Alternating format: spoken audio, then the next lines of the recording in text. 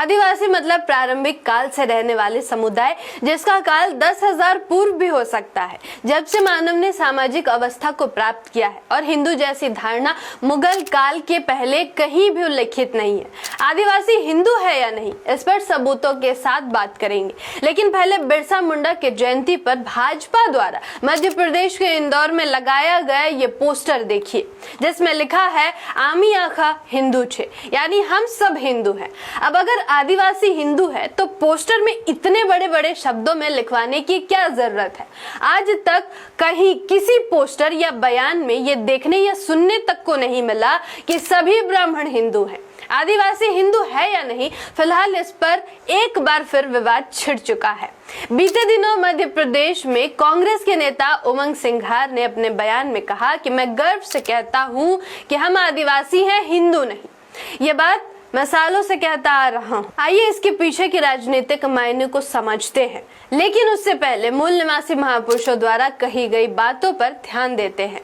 अंत तक बने रहिए हमारे साथ। मैं आकृति और आप देख रहे हैं MNT न्यूज नेटवर्क। संविधान सभा में बहस के दौरान बाबा साहब डॉक्टर अंबेडकर ने अनुसूचित जातियों SC और अनुसूचित जनजातियों ST को हिंदू समाज से अलग पहचान दी। उन्होंने तर्क दिया कि आदिवासियों का सामाजिक जीवन और धार्मिक मान्यता हिंदू समाज से मेल नहीं खाता। अनुसूचित जनजातियां हिंदू समाज का हिस्सा नहीं है, वे हिंदू सामाजिक व्यवस्था से बाहर रहती है। Who were the Shudras? 1946 में अंबेडकर ने आर्य ब्राह्मणों और आदिवासियों के बीच अंतर बताया। उन्होंने लिखा कि शूद्र हिंदू व्यवस्था का हिस्सा बने, लेकिन आदिवासी इस व्यवस्था से अलग और बाहर रहे। The untouchables, who were they and why they become untouchables? 1948 में बाबा साहब कहते हैं कि आदिवासी हिंदू धर्म में स्वतः शामिल नहीं हुए, बल्कि बाद में ब्राह्मणवादी प्रक्रिया के तहत धीरे धीरे कुछ हिस्सों को हिंदू कहने की कोशिश हुई। डॉक्टर भीमराव अंबेडकर ने आदिवासियों शेड्यूल्ड ट्राइब्स को हिंदू धर्म से अलग माना है और उन्होंने जनगणना अधिकारियों से यह आग्रह किया था कि आदिवासियों को हिंदू धर्म के रूप में दर्ज करने पर जोर न डालें। डॉक्टर अंबेडकर का स्पष्ट मत था कि आदिवासी हिंदू धर्म का हिस्सा नहीं है। वे आदिवासी समाज को मूल निवासी मानते थे और हिंदू धर्म को आर्य आधारित धार्मिक ढांचा। अंबेडकर के गुरु राष्ट्रपिता ज्योतिबा फूले ने भी मूल निवासियों को हिंदू धर्म से अलग सामाजिक और धार्मिक पहचान देने की बात की। फूले ने अपनी किताब गुलामगिरी में लिखा कि ब्राह्मणवादी हिंदू समाज ने आदिवासियों को कभी अपना माना ही नहीं। फूले के अनुसार भारत के आदिवासी और मूल निवासी लोग प्रकृति पूजक और स्वतंत्र धार्मिक आस्था वाले हैं। वे हिंदू धर्म के शास्त्रों, वर्ण व्यवस्था और ब्राह्मणवाद से बिल्कुल अलग हैं। फूले ने अपनी किताब गुलामगिरी में इस बात पर जोर दिया कि कैसे ब्राह्मणों ने अपनी श्रेष्ठता स्थापित करने के लिए झूठे धार्मिक ग्रंथों का सहारा लिया और गैर आर्यों को, जो मूल निवासी थे, उन्हें गुलाम बनाया। पेरियारी वीरामासामी ने भी मूल निवासियों की अलग पहचान पर जोर दिया है। उनका मानना था कि मूल निवासी हिंदू धर्म का हिस्सा नहीं है, क्योंकि उनका जीवन, रीति रिवाज और धार्मिक परंपरा हिंदू धर्म से बिल्कुल अलग था। आदिवासी प्रकृति पूजा, पूर्वज पूजा और स्वतंत्र लोक धर्म के अनुसार रहते थे। हिंदू धर्म ने उन्हें कभी बराबरी का दर्जा नहीं दिया, इसलिए उन्हें अलग पहचान देना जरूरी है। पेरियार ने हिंदू धर्म को ब्राह्मणों का धर्म कहा, जो जातिवाद और सामाजिक भेदभाव पर आधारित है। उनका मानना था कि हिंदू धर्म की संरचना शासकीय और सामाजिक रूप से अन्य समुदायों को नीचा दिखाने के लिए बनाई गई। इसलिए जो लोग ब्राह्मणवादी धर्म में शामिल नहीं हुए, वे स्वतः हिंदू नहीं माने जा सकते। मूल निवासी महापुरुषों द्वारा कही गई बातों से इतना तो समझ आ गया कि सिर्फ देश के आदिवासी ही नहीं, बल्कि देश के मूल निवासी, जिसमें अनुसूचित जाति, अनुसूचित जनजाति और अन्य पिछड़ा वर्ग शामिल है, वे हिंदू धर्म से अलग है।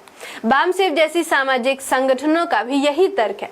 संगठन का मानना है कि देश के मूल निवासी भारत की सबसे प्राचीन सभ्यता सिंधु घाटी सभ्यता से जुड़े हुए हैं। आर्यों के आक्रमण के बाद इन पर अत्याचार हुआ और इनको बांटने का काम किया, जिससे एक समुदाय जंगल की ओर चले गए, जिसे आदिवासी कहा गया। साल 2001 में सुप्रीम कोर्ट ने यह भी माना था कि आदिवासियों की मान्यताएं हिंदुओं से बिल्कुल अलग है। सुनवाई के दौरान कोर्ट ने कहा, देश के आदिवासी हिंदू विवाह अधिनियम की धारा 2(2) के दायरे से बिल्कुल बाहर है। अतः इन्हें भारतीय दंड संहिता की धारा 494 बहु विवाह के तहत दोषी नहीं माना जा सकता। 2005 में भी एक मामले में सुप्रीम कोर्ट ने कहा था कि इस वर्ग के लोग अपने समुदाय की परंपरा के अनुसार विवाह कर सकते हैं। SC, ST, OBC और कन्वर्टेड माइनॉरिटीज का इतिहास किसी और वीडियो में समझेंगे। फिलहाल अपने टॉपिक पर वापस आते हैं। भारत में जाति और धर्म की राजनीति हावी है।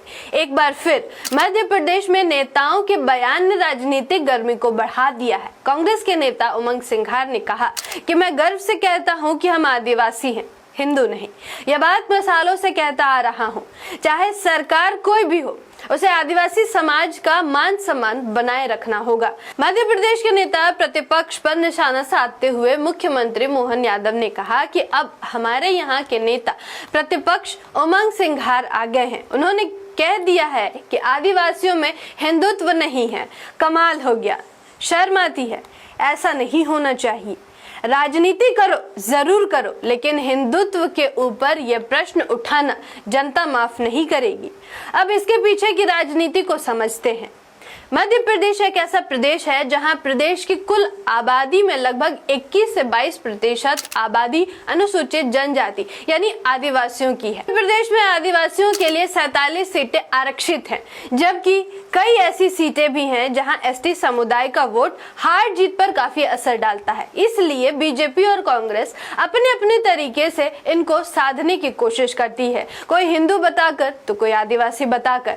लेकिन दुख की बात यह है कि प्रदेश में इस समुदाय का इस्तेमाल सिर्फ वोट बैंक तक के लिए ही सीमित है, क्योंकि कांग्रेस और बीजेपी दोनों के शासन में आदिवासियों पर अत्याचार बढ़े हैं। मध्य प्रदेश में दिसंबर 2018 से मार्च 2020 तक कांग्रेस की सरकार रही, लेकिन राष्ट्रीय अपराध रिकॉर्ड ब्यूरो की रिपोर्ट के मुताबिक 2020 में देश में अनुसूचित जनजाति के लोगों के साथ अत्याचार के 8,272 मामले दर्ज किए गए, जो 2019 के मुकाबले 9.3% के उछाल को दर्शाता है।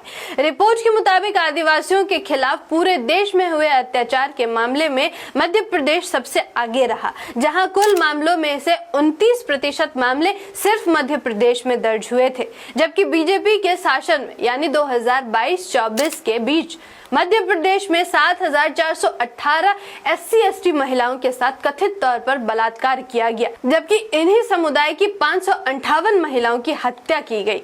इस विश्लेषण का निष्कर्ष यही है कि देश के पिछड़ों और अति पिछड़ों को अपनी पहचान नेताओं के बयानबाजी पर नहीं, बल्कि मूल निवासी महापुरुषों के बयानों, किताबों और शोधों पर ढूंढनी चाहिए, क्योंकि ये लोग आपको आदिवासी कहेंगे, वनवासी कहेंगे और आपको समय समय पर हिंदू भी कहेंगे, लेकिन आप देश के मूल निवासी हैं।